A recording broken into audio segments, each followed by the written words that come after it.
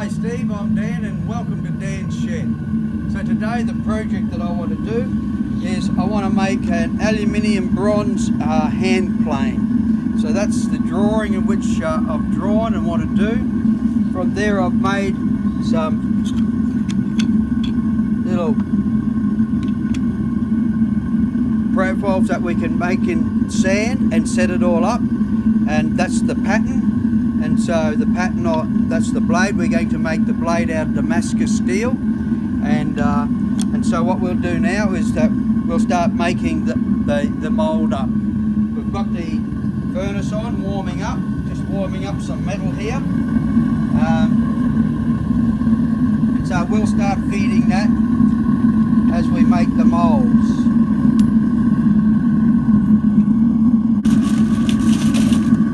So the composition of the aluminium bronze is 11% aluminium and 89% copper. So what we're doing now, we're just warming it up before we put it in. Get all the moisture off it. Once we've preheated the furnace, we'll start to put a little bit more gas in there and get it all heating up well. Okay, so now we'll start to make the mould. I'll be using green sand. Green sand I've made up is a mixture of play sand for kids and bentonite clay, which is kitty litter that I've ground up and mixed it. 10% clay, 90% 90% sand. This is the mould box we use, the bottom being the drag, the top being the coat, and I've made up special lining pins for these so that we can put them together and everything lines up. Let's see those pins. Let's put that back together. So they're the pins that we've made. One side goes in good, the other side is, so it lines it up this way but not this way, the other end does that. So now we're going to go and make the pattern. So we'll start with the drag first, and so the drag, it goes down like on the bottom, so that, and we set this being the plane, we'll set him up in there, and what we've done with the handle there, we've dowel that together like that. That's really good. Okay, so that goes on there. That. So this whiteboard's just a piece of like bench, That's like just kitchen a bench stuff? Yeah, that's just a kitchen bench. So we put a bit of baby powder on so it can separate well. Sand won't stick to it. So we just wipe the powder off so the sand will separate from it. Mold.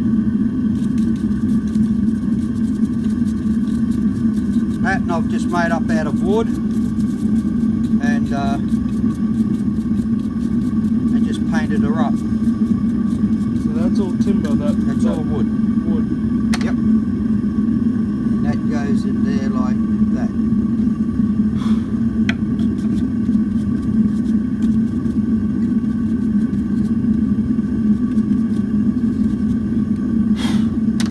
So now start to fill him up.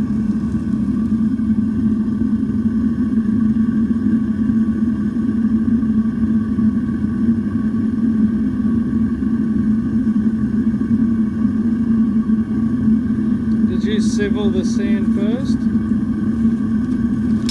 Yes, the sand's been all sieved and aerated.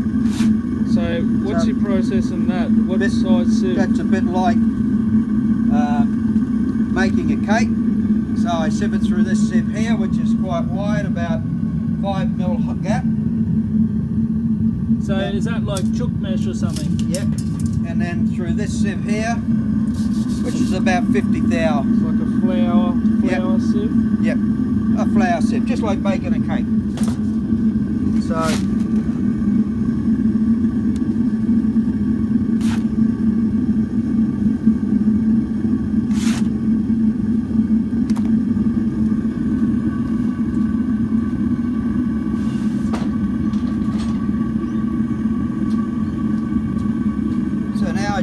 pack it down.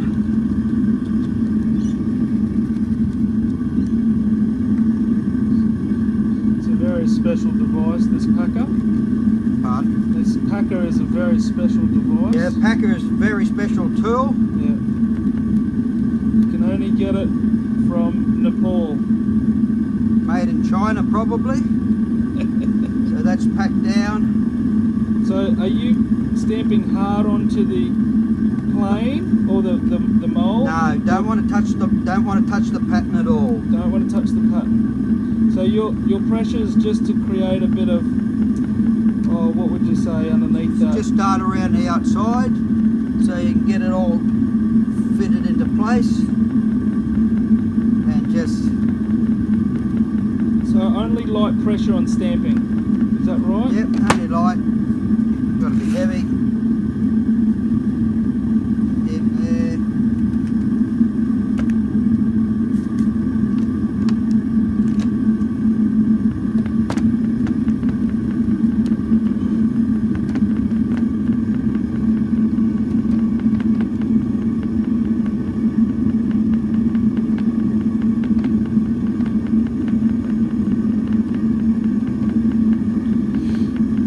So the aluminium you used, where did you get that aluminium from? Aluminium is old mag wheel.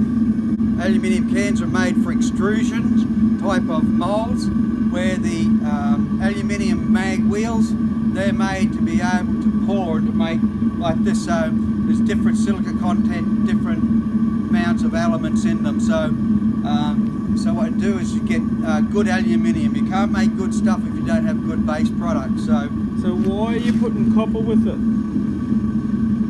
putting copper with it to make the bronze. So the aluminium bronze is the aluminium that they use to make ships' propellers and naval products and bushings, and in the aeroplane industry, aviation industry, they use aluminium bronze. So it is a lot harder, a lot tougher, and looks a lot better as well. Now this is another very special tool that I've bought, and so this is just to do the final packing.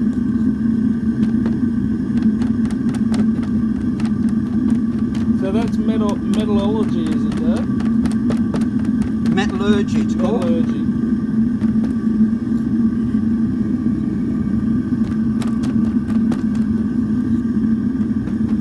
Yeah, I think aluminium cans are what they call 100 series, so your windows are made out of it.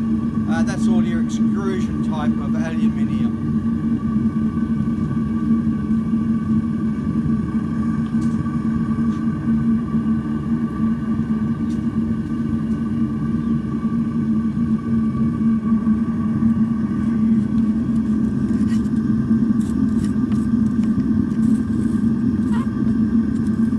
Level that off.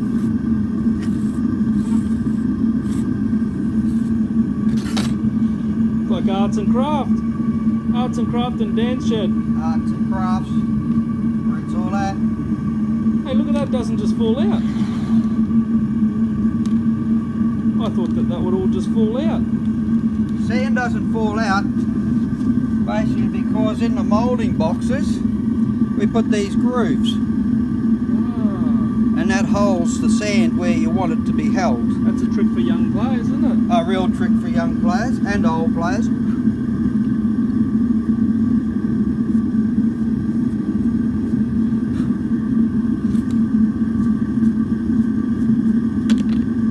So that handle, you can't really see the base of that handle. Oh yeah, you can. Look at that. That's You can see the base of that. Is it critical that you see the bases of them? All castings are different, so you do them in a different way. So now we put the top half of it on. Nice little boy and girl there. That goes on there. This is a riser. The idea of the riser is that when you pour it, that fills up with molten metal, and that should cool down and solidify the last, so that if there's any shrinkage in your mould, the shrinkage will come out of here and not out of your mould. So here's the inlet that we use, and this is tapered, and so we'll put in there, like that. Okay, so we put a little bit more part on it.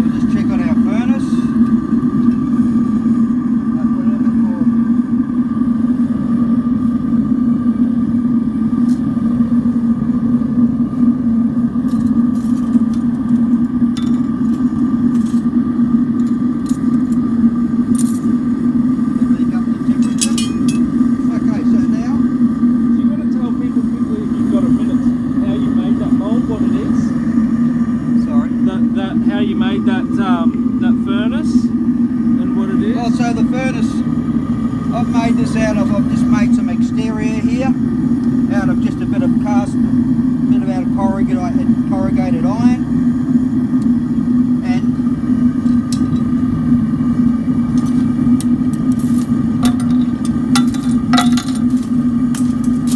inside the corrugated iron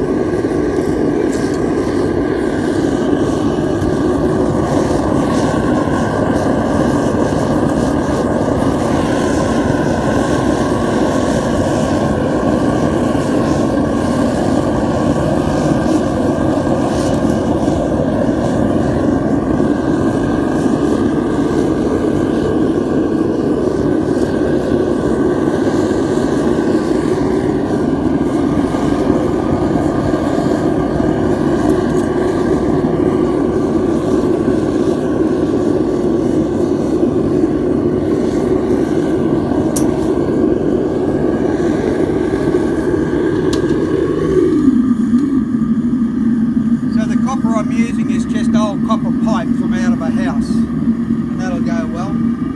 Okay, so now back to the mould.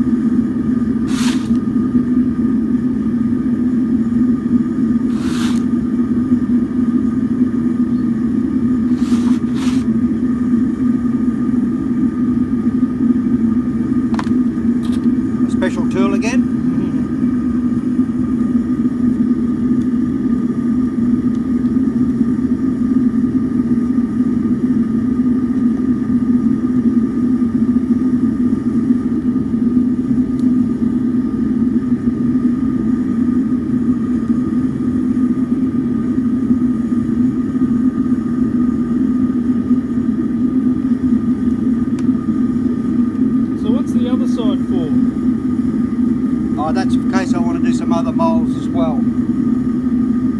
So the whole lot's too big for the one mould that I'm doing. So it's senseless using all that sand in there for no real need. But if I do a bigger mould, it just means I can take the middle bits out and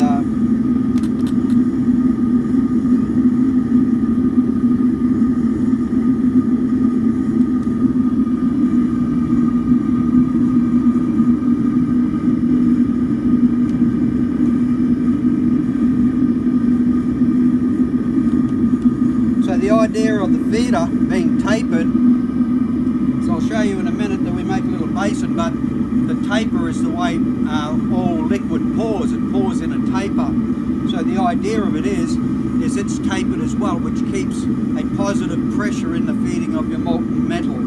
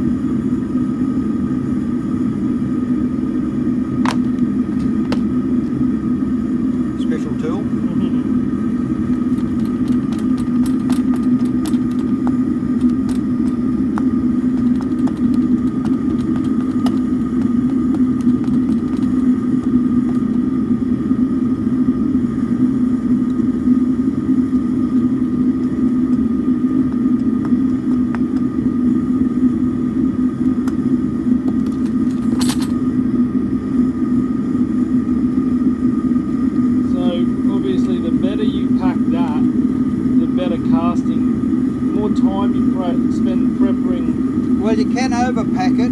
I'm just trying to get I got at the bottom of my was tapered, so I'm just trying to make sure I'm under there, but you don't want it too tight, otherwise your gases can't get out. So the gases accelerate. So this here is a little bit moist. There's always a little bit of steam that's produced. So you moisten the stand before you start? Or yeah, you make that up. When you make up your sand, you put water in it, and then you put it in an airtight container. You don't want it too wet, you don't want it too dry, so that's always a happy medium. So what is your distinguisher on the moistness in the sand, Dad? It's all in the feel. That's the secret. Feel it right. So you've got to obviously be able to hold it together, and it stays together like that. Keeps its shape. It keeps its shape. Yeah, so everybody has a different idea of how much moisture should be in there, and I'm still finding my way with that, but hopefully.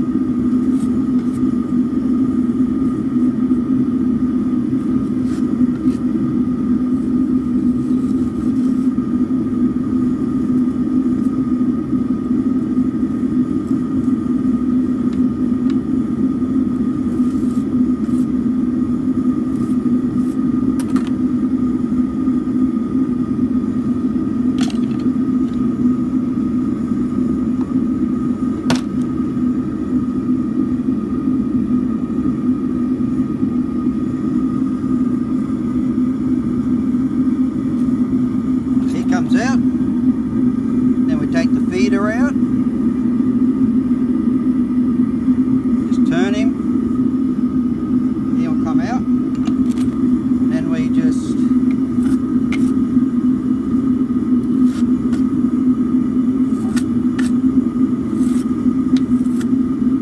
okay, so now what we've got to do, This looks good, doesn't it?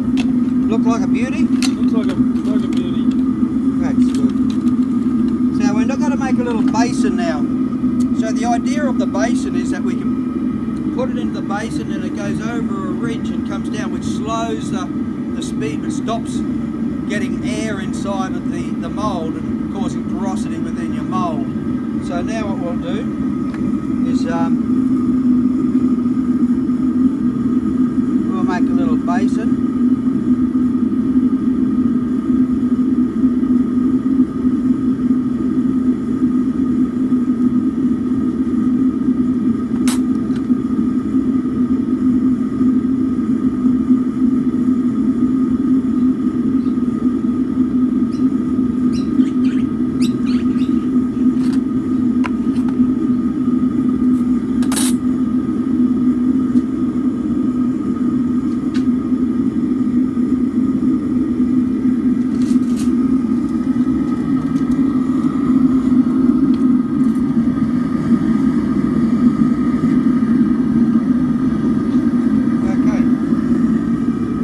Here now, making our basin.